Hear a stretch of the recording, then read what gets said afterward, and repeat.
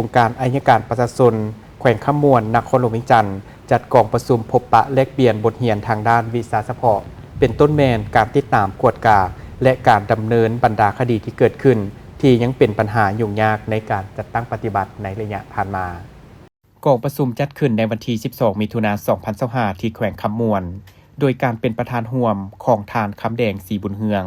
หัวหน้าองค์การอัยการประชาชนแขวงคำมวนทานคำสุขแสงมีไซหัวหน้าองค์การอัยการประชาชนนครหลวงเวียงจันทน์มีคณะนำคณะคะแนงและพนักงานรัฐกรทั้งสององค์การอัยการเข้าร่วมในวาระกองประชุมได้ผลัดเปลี่ยนกันรายงานสภาพรวมการจัดตั้งปฏิบัติเวียกงานวิชาเฉพาะรวมถึงข้อสะดวกข้อคุ้มข้างสาเหตุและบทเรียนที่ได้ถอดถอนในระยะผ่านมาเฉพาะเวียกงานองค์การอัยการประชาชนแขวงคำมวนใน1ปีผ่านมาได้ติดตามกวดกาการเคารพและปฏิบัติกฎหมายของบรรดาแผนกการองค์การของรัฐวิสาหกิจและพลเมืองเป็นอย่างดี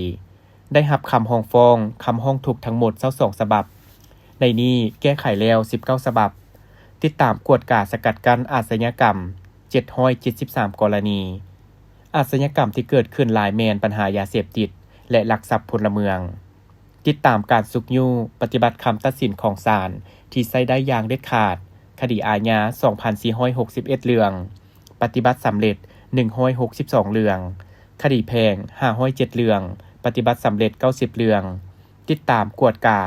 การนำใช้7มาตรการสกัดกั้นของเจ้าหน้าที่องค์การสืบสวนสอบสวน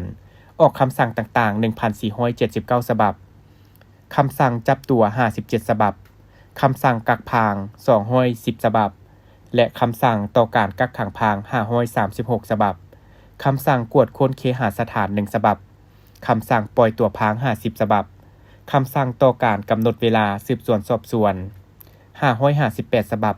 คำสั่งเสร็จเมียนคดี22ฉบับคำสั่งปล่อยตัว22ฉบับเวียกงานติดตามกวดกาการปฏิบัติกฎหมายอยู่ค่ายคุ้มขังดัดสร้างปัจจุบันมีผู้ต้องหา638คนหญิง48คนในนี้คนต่างประเทศ16คนได้ค้นคว้าและเสนออภัยโทษลดผ่อนโทษและปล่อยตัวประจำปี2025มี412คนหญิง46คนเวียกงานติดตามกวดกาปฏิบัติกฎหมายในการดำเนินคดียุศาลรวมมีคดีเกิดขึ้นใหม่และคดีค้างมาทั้งหมด654เรื่องในนี้แก้ไขแล้ว618เรื่องเท่ากับ 96.2 ส่วนห้อยโอกาสนี้2องค์การอัยการประชาชนยังได้แลกเปลี่ยนทางด้านวิชาเฉพาะเป็นต้นแมนการติดตามกวดกาการดำเนินบรรดาคดีที่เกิดขึ้น